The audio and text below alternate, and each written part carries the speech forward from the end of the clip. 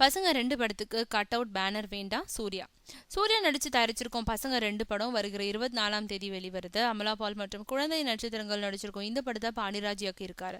குழந்தைகளோட கல்வி பத்தின இந்த படம் மிகுந்த எதிர்பார்ப்பை ஏற்படுத்தியிருக்கு. சூர்யா நடிச்ச படங்கள் வெளிவரும்போது அவரோட ரசிகர்கள் தியேட்டர்கள்ல சூர்யாவுக்கு கட் அவுட் வைப்பாங்க, வண்ண வண்ண வாழ்த்து சுவரொட்டி அடிச்சு ஒட்டுவாங்க.